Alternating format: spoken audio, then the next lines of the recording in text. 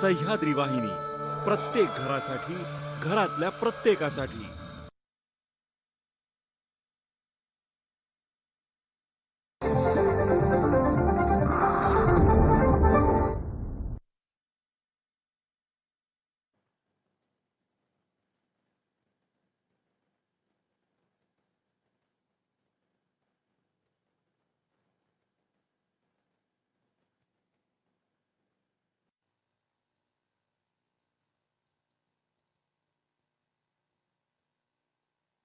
Hello dear student, I am Mrs. Usha Lodawat, physics teacher from Ferguson College. In previous lecture, we have learned about the banking of road. In this case, we have derived the equation for most safe speed of a vehicle moving along a bank road. Then we have derived what is the maximum and minimum speed of the vehicle moving along a bank road, and we have solved numerical on this article.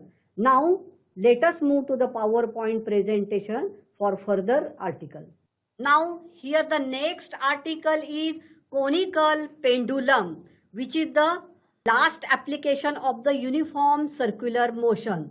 Now before going to the conical pendulum, just we will see what is the pendulum and simple pendulum. Then we will see what is the difference between the simple pendulum and the conical pendulum. Okay, now see, pendulum is what?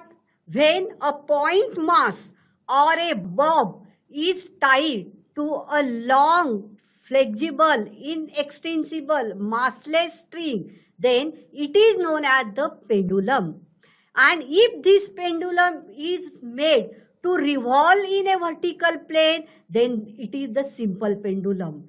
And if this pendulum is made to revolve in a horizontal circle which describe the cone, it is known as the conical pendulum. So we will see what is the difference between the simple pendulum and conical pendulum.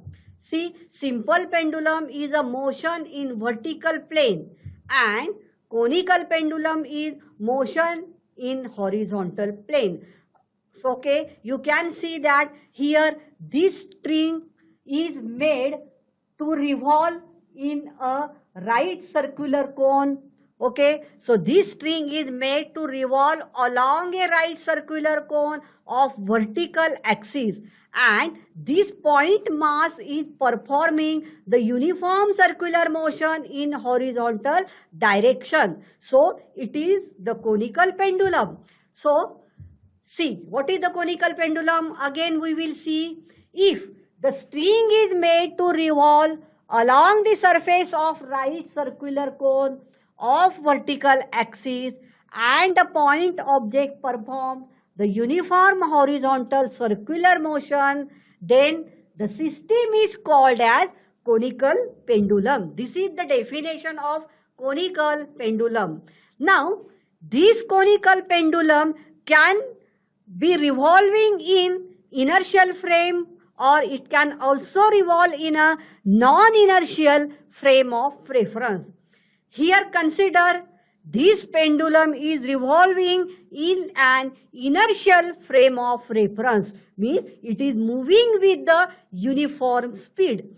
Now see, this pendulum again is revolving in a along a right circular cone about this vertical axis, and this point mass is moving in a horizontal direction. Now this is the displaced position of this pendulum or point mass. At displaced position of this pendulum, you can see there are two forces acting on the point mass, weight mg in vertically downward direction and tension T0, which is along the string towards the point of suspension. Okay, but as we know, as this pendulum is performing the motion in horizontal direction, all necessary centripetal force must be acting only in the horizontal direction. There should not be force in vertical direction. Thus, this T0 is getting resolved into two components. Vertical component T0 cos theta and horizontal component T0 sin theta. Now you can see this T0 cos theta and weight mg, they are equal and opposite, so they cancel each other, and the necessary centripetal force required for the motion in horizontal direction is given by this horizontal component of the tension T0 sin theta. Okay, so that pendulum can move, or this point mass can move only in a horizontal direction or only along a horizontal circle of the radius r. Now, so we can write down the centripetal force equal to mr omega square, which is equal to T0 sin theta, and T cos theta equal to mg. Okay, see. So again the same figure I have taken here. So T0 sin theta equal to centripetal force and T0 sin theta equal to mr into omega square, and T0 cos theta equals to mg. Now I will simplify the equation. Divide both the equation. So we will get, see, omega square equal to g sin theta divided by r cos theta, because this is getting cancelled, T0 is getting cancelled. So omega square will be equal to what? This g into sin theta divided by this r into cos theta. Now value for r, this radius of the horizontal circle, can be find by from this figure. So in the figure you can see that this theta is the angle of oscillation, that is the angle between this displaced position of the string and this vertical axis. So this tan theta will be equal to r divided by L cos theta, means front side divided by hypotenuse. So I can write down tan theta equal to r divided by L cos theta, or r will be equal to tan theta into L cos theta, or r will be equal to sin theta divided by cos theta, means tan theta is sin theta divided by cos theta into L cos theta. Now again this cos theta will get cancelled, so this equation will become r equal to L into sin theta. Now substitute this value of the r in this equation. So I am writing the same equation here, omega square equal to g sin theta divided by r cos theta. Now substitute the value of the r, so that this equation will become g sin theta divided by L sin theta into cos theta.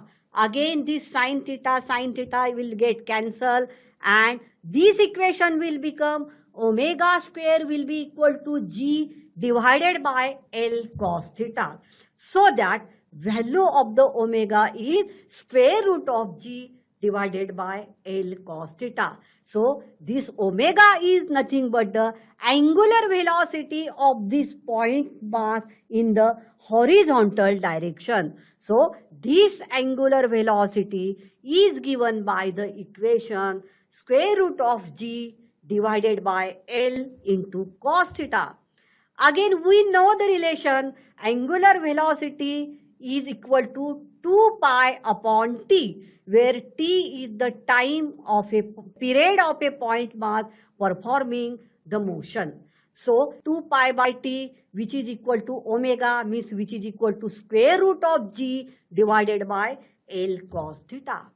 Now period t will be equal to, from this equation, this period t will become 2 pi into square root of L cos theta divided by g. Now frequency n, that is the frequency of a point mass, okay, frequency of a point mass so as to revolve in a horizontal circle, is the reciprocal of period t, that is 1 by t. So this frequency I am getting 1 upon 2 pi into square root of g divided by L cos theta. So From this equation, you can say that period or the frequency does not depend upon mass of a point mass, because here m term is absent, because m is the mass of this bob. Okay, so period or frequency does not depends upon mass of a this bob of a pendulum. Now see, here again we will see this pendulum. Now it is revolving in a non-inertial frame of reference, or it is revolving in an accelerated frame of reference. Means this pendulum, conical pendulum, is revolving in a accelerated frame of reference. And due to this, we know already that in an accelerated frame of reference, there is a centrifugal force acting on this point mass in a direction along the radius but away from the center of circle, which is given by the equation mr omega square. Okay, and again this component of the tension T0 cos theta and mg, they are balancing, so they are not going to affect the motion in a horizontal plane. And this centrifugal force mr omega square is getting balanced by this component of the centripetal force T0 sin theta. So I can write down this T0 sin theta is equal to mr omega square.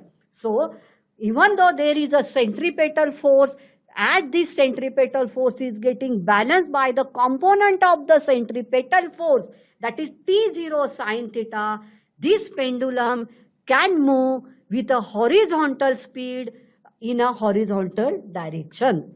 Okay, so this is about the conical pendulum. Now here we will solve numerical which depends upon the theory of the conical pendulum. A pendulum consisting of a massless string of length 20 centimeter and a tiny bob of mass 100 gram is set up as a conical pendulum. Its bob now performs 75 revolutions per minute. Calculate kinetic energy and increase in the gravitational potential energy of the bob. You are given the value of the pi square as 10. Okay, now here is the solution. First of all, I will write the given data. Capital L, that is the length of the string, is 20 centimeter.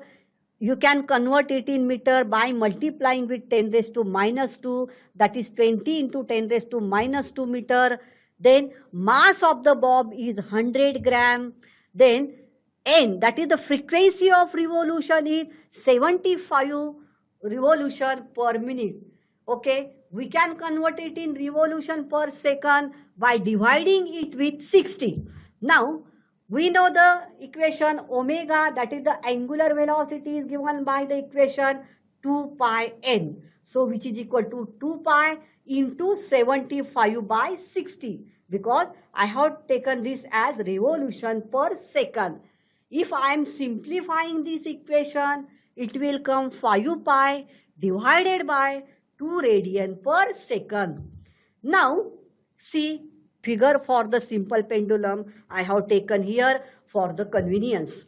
Now we know the equation, just we have seen the angular velocity in case of simple pendulum is given by the equation square root of g divided by L cos theta. Now by substituting the value of this omega, which is 5 pi by 2, then g, which is 10, then L equal to how many? That is the 20 centimeter. Then cos theta we can find out here. So by substituting all these value, I am getting the value for the cos theta as 0.8. Okay. Now this cos theta from figure, see, cos theta will be equal to what? H divided by L. Means what? Adjacent side divided by hypotenuse. So it will be H divided by L, or H will be equal to L cos theta. L equal to 20 into 10 raised to minus 2 meter, and cos theta, I am getting here 0.8, so I will write here as the 0.8. Then if I am simplifying, the value of h will come 16 centimeter. Now I have to find out the value for the radius of this horizontal circle. Again use the Pythagoras theorem. According to the Pythagoras theorem, L square will be equal to R square plus H square, or R square will be equal to L square minus H square. L is equal to 20 whole square and H is 16 square. Just I got the 16. So my answer will come in centimeter, 12 centimeter. So value of the radius is 12 centimeter or 12 into 10 raised to minus 2 meter. Now, next I have to find out the kinetic energy. Now, kinetic energy we already know is given by the equation 1/2 m into v square. Now here the velocity of the point mass in a horizontal direction is always equal to v equal to square root of rg into tan theta. Therefore v square is rg into tan theta.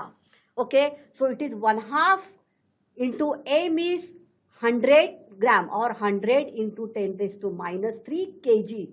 Then r 12 into 10 raised to minus 2 meter. So just we have find out this value. And what is tan theta? Again, I have taken the same figure. Tan theta will be equal to this R divided by H. That is front side divided by adjacent side. R divided by H. Just I got the value of the R as 12 centimeter and H as 16 centimeter. So it will be 12 divided by 16. I have written here.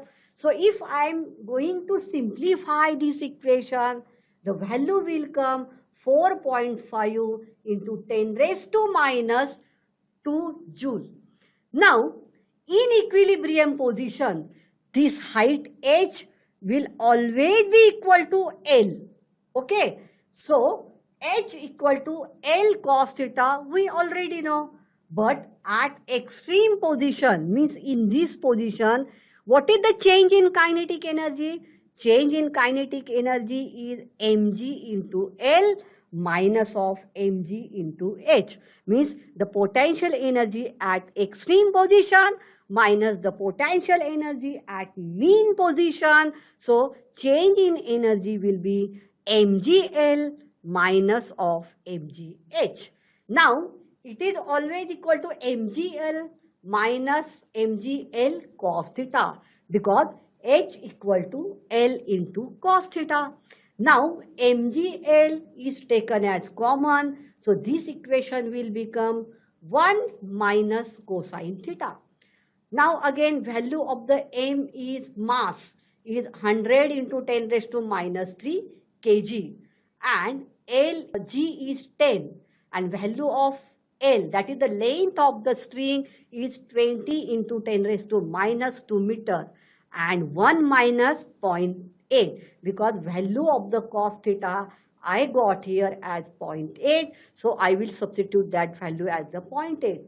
If I am simplifying this equation, then value for the energy will come 0.04. Okay, so this is the energy of a pendulum. So in this way, we have completed the simple pendulum.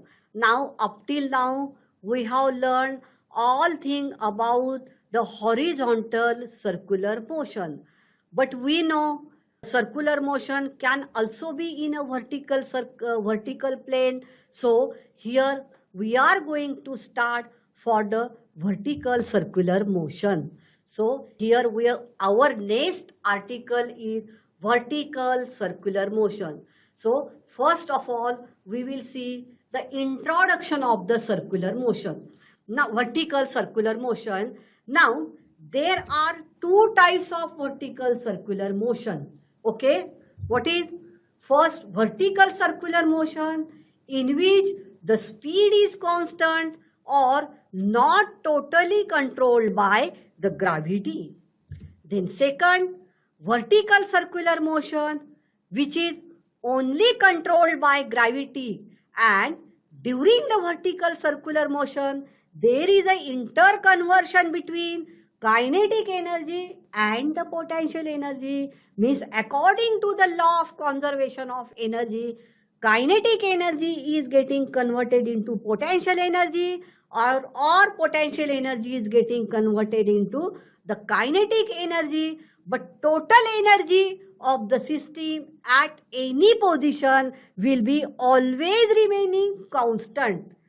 Now, next, it is a non-uniform circular motion. Why? Here, the magnitude of the velocity as well as tension of the particle at every point is going on changing, and that's why it is the vertical circular motion is the non-uniform circular motion. Okay, now magnitude of the velocity is going on changing due to the gravitational force acting on it, and that's why it is a non-uniform circular motion. Now from this animation you will be clear what is the non-uniform circular motion. See here, this particle is performing the vertical circular motion. You can see that this green arrow shows the weight mg.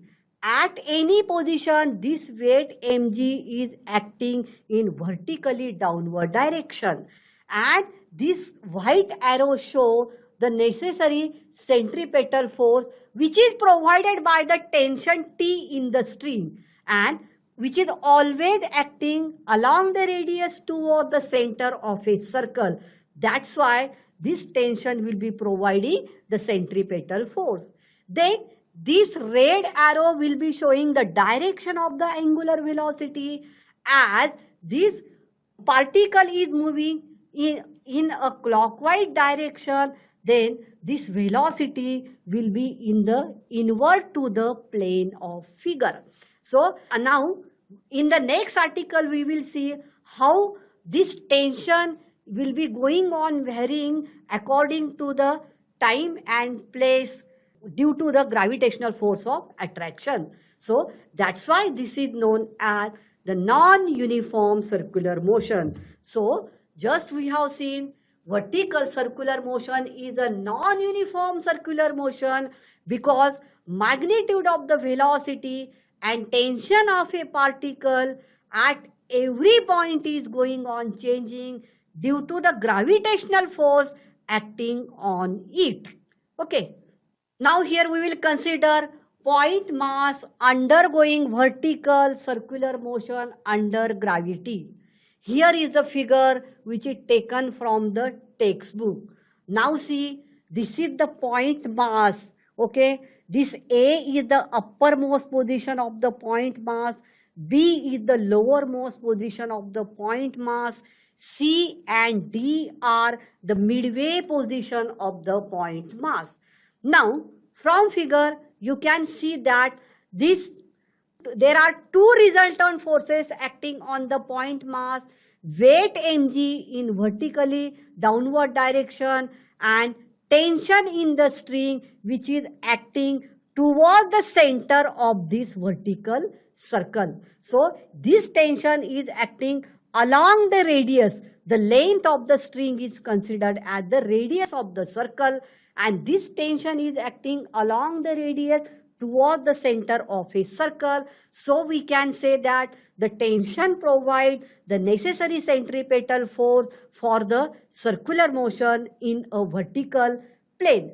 Resultant of these two forces, that is weight and tension, they are along the string and toward the center only at the uppermost and lowermost position. And at the midway position, the resultant of this weight mg and the tension, they are exactly perpendicular to each other. And at any other position, the resultant of these two forces, they are neither along a string nor perpendicular to each other, because at any other position, see, there is a tangential component of the tension weight mg, and this weight mg or this tangential component of the weight mg is responsible for changing the speed of the particle which is moving along a vertical circle. Okay, so this is just the preliminary explanation of this point mass when it is performing the vertical circle, because this point mass is tied to a long flexible massless inextensible string, and it is veiled in a vertical circle, so that the string is revolving in a vertical circle and pendulum performs this point mass is moving in a horizontal plane. Hello dear student, in this lecture we have started for vertical circular motion. We have seen how it is a non-uniform motion, and we have seen just the introduction of this vertical circular motion.